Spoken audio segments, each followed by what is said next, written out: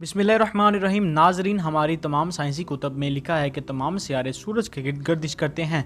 यकीनन आप लोगों में से भी अक्सर मानते होंगे कि ज़मीन सूरज के गिर्द बड़ी तेज़ी से घूम रही है।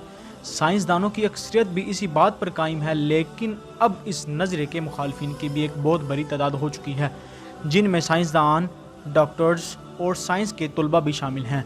इन सब का मानना है कि ये गलीलियो की गलत थ्योरी थी, जिसे बगैर किसी तजर्बे के कबूल कर लिया गया।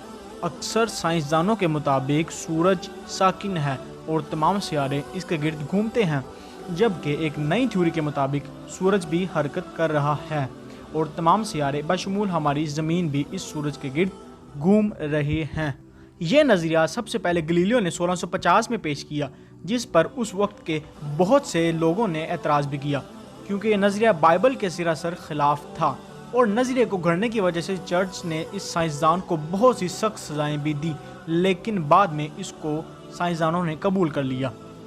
दोस्तों, साइंसदानों के मुताबिक ज़मीन सूरज के गिर्द फी सेकंड 30 किलोमीटर की स्पीड से घूम रही है, लेकिन मुखालिफिन का कहना है कि अगर वाकई ही ज़मीन 30 किलोमीटर फी सेकंड में इंतहाई तेज़ रफ्तारी से घूम रही है, तो परिंदे हवा में उड़ने के बाद अपनी जगह पर कैसे वापस आ सकते हैं?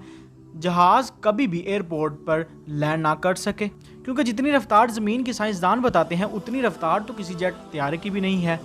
कदीम ज़माने के लोग इस बात के कायल थे कि आसमान हरकत कर रहा है, जबकि जदीद साइंस के लोग इस बात के कायल हैं कि ज़मीन हरकत कर रही है। दोस्तों, बसीत मुसलमान, हमारे लिए सबसे बड़ी दलील ये है कि कुरान पाक की एक भी आयत ऐसी नहीं है कि जिसमें लिखा हो कि ज़मीन हरकत कर रही है, बल्कि अक्सर जगह ज़मीन का आसमान के साथ जिक्र किया गया है, जैसा कि अस्समावाति वल अर्द। तो इन दोनों में बड़ी मुवासलत ये है कि आसमान और ज़मीन दोनों साकिन हैं।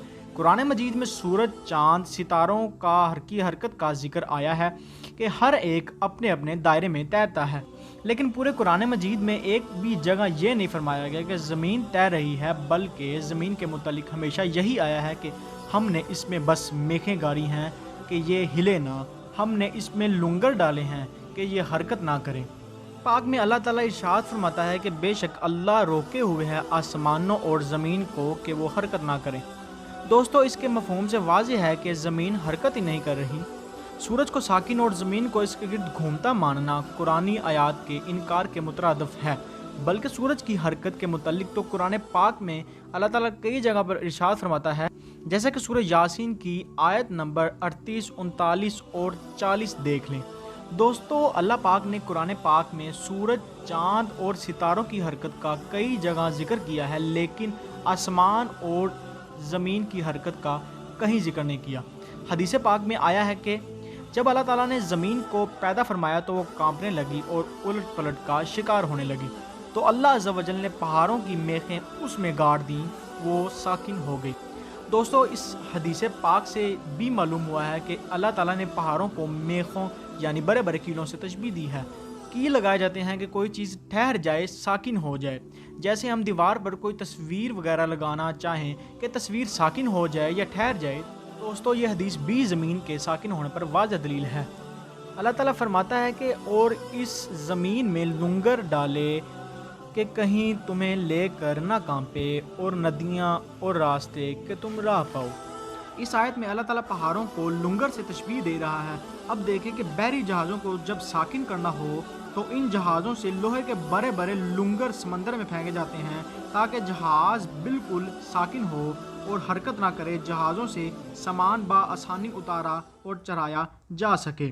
ज़मीन पर भी लुंगर डालने की यही हकीकत है, ज़मीन बिल्कुल हरकत ना करे, और इस हदीस की भी यही हकीकत है कि ज़मीन बिल्कुल हरकत ना करे और साकिन रहे। दोस्तों, मैं अपनी मर्ज़ी आप पर मुसल्लत नहीं कर रहा, आप चाहें इसको कबूल करें या नहीं। दोस्तों, मज़ीद ऐसी मालूमात के लिए हमारे चैनल ज़र अपडेट्स को सब्सक्राइब करना